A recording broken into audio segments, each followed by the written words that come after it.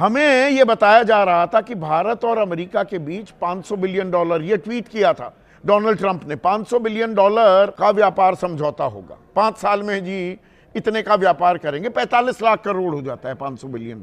पर Donald Trump के tweet में यह था कि हम बेचेंगे वो सामान। अब जो सामने आ रहा है उसमें 45 लाख करोड़ का माल आएगा भारत में, और हम आत्मनिर्भर भारत की परिकल्पना कर रहे हैं, ताल ठोक रहे हैं। तो हर साल 9 लाख करोड़ का माल वो हमारे यहां पर बेचेगा। पिछले साल अमेरिका का कितना माल भारत में आया? 3,86,000 करोड़। हमने उन्हें कितना माल बेचा? 7,32,000 करोड़। यानी कि व्यापारिक फायदा था भारत को 3,47,000 करोड़ का। 3,86,000 करोड़ का जो आयात कर रहे थे, अब उसमें 9 लाख और जुड़ जाएगा। 45 लाख करोड़ 5 साल में आएगा ना, तो और माल वो होगा। ये तो 12,86,000 करोड़ हो गया। तो इसमें व्यापारिक घाटा कितना हो गया? 5,54,000 करोड़ का नुकसान हो गया हमें। उनका माल हम खरीदेंगे, आत्मनिर्भर बन जाएंगे। और चीन के साथ भी हमने वो आंखें तरेरना बंद करके चीन के साथ हाथ मिला लिया। चीन को निर्यात हम करते हैं सिर्फ 1,21,000 करोड़ के उत्पाद, और आयात कितने करते हैं? 9,60,000 करोड़। तो व्यापारिक घाटा कितना? 8,39,000 करोड़। तो वो उतना ही रहे, 9.5 लाख करोड़ का व्यापारिक घाटा अब हम अमेरिका से भी करेंगे। उनका भी माल यहां आ रहा है, चीन का भी माल यहां आ रहा है, हमारा माल कहां जा रहा है? ये मेक इन इंडिया है, ये आत्मनिर्भर भारत हम बन रहे हैं। 50% जो टैरिफ लगा भारत पर, अतिरिक्त कर लगा, उसमें से 25% किस लिए? कि जी आप रूस से तेल खरीद रहे हैं, वो वेनेजुएला पर पूरा युद्ध कर दें, तख्ता पलट कर दें, वो लठैत हैं दुनिया के, वो कुछ भी करें, पर हम तेल नहीं खरीद सकते। पिछले 40 महीने जो गए, 1,53,000 करोड़ का विशुद्ध मुनाफा हुआ। मैं सिर्फ मुनाफे की बात कर रहा हूं भारत को, रूस से तेल खरीदने के चलते, और वो भी रुपए में खरीदते हैं, और हमारा सबसे पुराना दोस्त है रूस। अब एक एग्जीक्यूटिव ऑर्डर, ये डोनाल्ड ट्रंप के हस्ताक्षर का ऑर्डर है।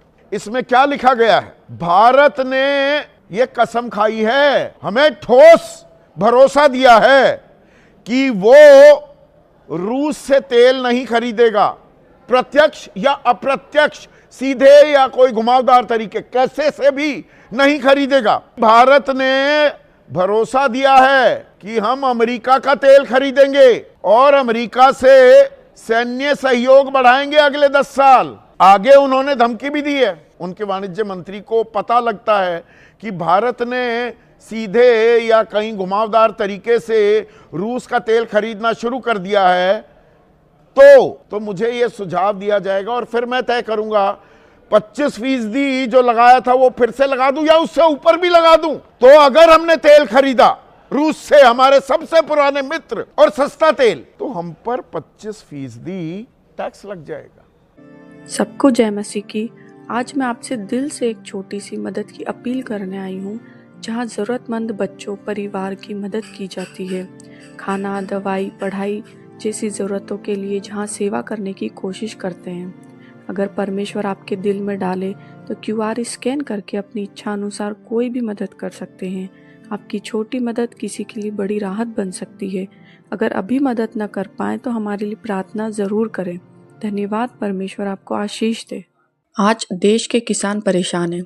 किसान संगठनों का कहना है कि मोदी सरकार ने अमेरिका के दबाव में आकर भारतीय किसानों के हित का सौदा कर दिया, लेकिन सरकार कहती है कि यह सौदा भारत के लिए फायदेमंद है। तो सवाल है कि सच्चाई क्या है, और ऐसे समय में बाइबल हमें क्या सिखाती है। संयुक्त किसान मोर्चा यानी SKM का कहना है यह समझौता अमेरिकी बहुराष्ट्रीय कंपनियों के सामने पूर्ण आत्मसमर्पण है। उनका डर यह है कि अमेरिका से सस्ता और सब्सिडी वाला सोयाबीन तेल आएगा, फल और सूखे मेवे भारतीय बाजार में भर जाएंगे, छोटे और मध्यम किसान कीमतों की होड़ में टूट जाएंगे।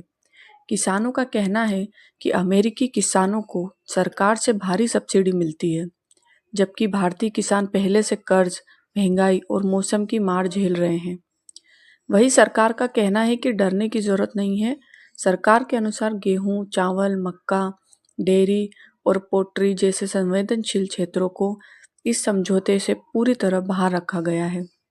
सरकार दावा करती है कि बासमती चावल, भारतीय मसाले, फल और कृषि उत्पाद अब अमेरिकी बाजार में आसानी से जाएंगे, जिससे किसानों को आमदनी बढ़ेगी। यानी एक तरफ डर है और दूसरी तरफ अवसर की बात भी की जा रही है। बाइबल के नज़रिए से हम देखते हैं तो बाइबल कहती है कि जो गरीब पर अत्याचार करता है वह अपने बनाने वाले का अपमान करता है। बाइबल यह नहीं कहती कि सरकार गलत है या सही है, लेकिन यह ज़रूर कहती है कि कमज़ोर की आवाज़ सुनी जानी चाहिए। किसान इस देश की रीढ़ है। अगर रीढ़ टूटेगी तो शरीर खड़ा नहीं रह सकता। बाइबल ने एक और बात साफ कही है, लालच सब बुराइयों की जड़ है। जब बड़े कॉरपोरेट फायदे में हो और छोटे किसान नुकसान में हो तो सवाल उठना स्वाभाविक है। बाइबल हमें सिखाती है कि निर्णय लेते समय सिर्फ मुनाफा नहीं बल्कि इंसान देखा जाना चाहिए।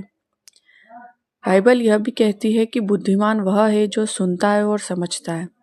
सरकार को किसानों की चिंता सुननी चाहिए और किसानों को भी पूरी जानकारी समझनी चाहिए।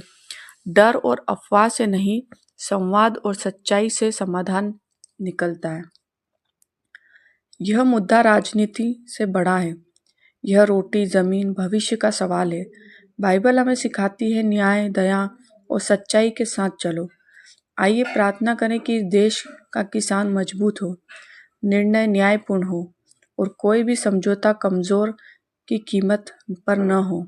अगर आप भी मानते हैं कि किसानों की आवाज़ सुनी जानी चाहिए तो कमेंट में लिखें आमीन और वीडियो को शेयर ज़रूर करें। सबको जय मसीह की।